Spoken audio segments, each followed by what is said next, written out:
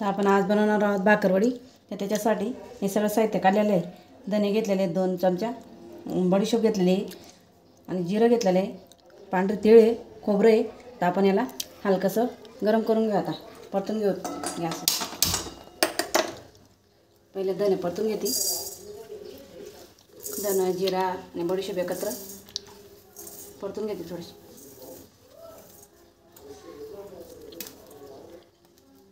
जास्त नाही भाजायची, थोडेसे नाही तर कडसर लागेल सारण। तर आपण तीळ आणि खोबरं पण टाकून घेऊ त्याच्यात। सगळं असं थोडंसं गरम करून घेते।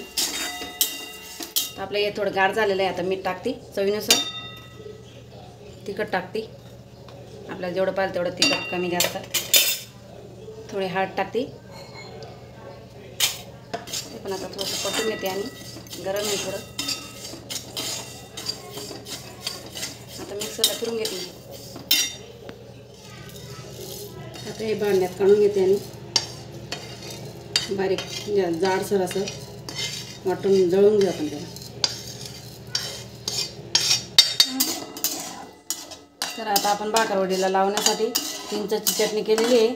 चिंच गूळ भिजत घातलेला होता। आता ते गरम करून घेते त्याला अशी घट्टसर।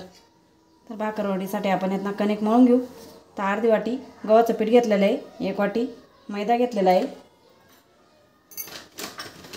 आणि 2 चम्मच बेसन पीठ घ्यायचं आहे। ते चाळून घेऊ आपण।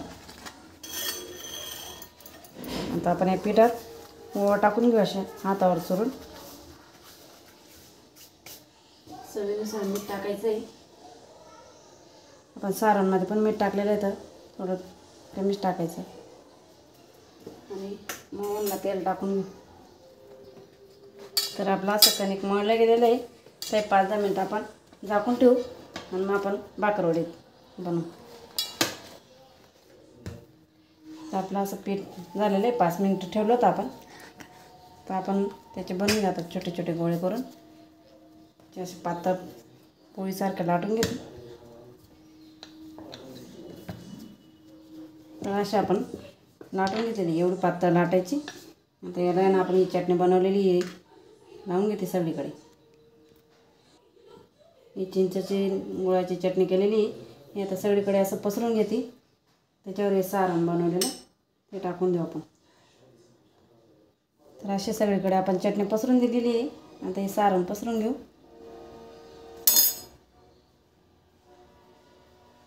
सगळीकडे लागायला पाहिजे सारण।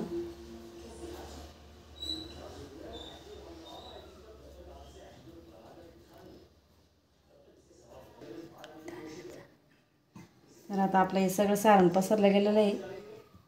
दाबून द्यायचं, थोडं हाताने प्रेस करायचं आणि एकसारखा असा गोल घट्टसर असा रोल करायचा त्याचा।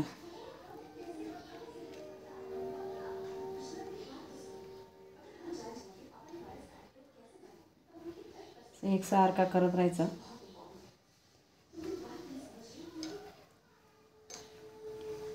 तर आपला असा रोल बनवलेला आहे। तर आपण आता कट करून घेऊ। हे पुढचं आपण काढून घेऊ। एवढे आपल्याला जेवढी साईज पाहिजे तेवढी कट करून घ्यायची। हे बघा,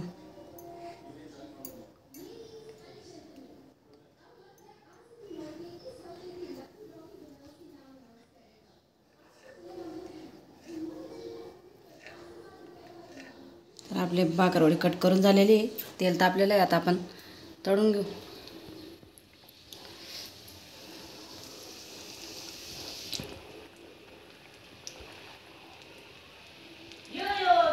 आपल्या भाकरवडी तळून झालेली आहे, तर आपण काढून घेऊ आता।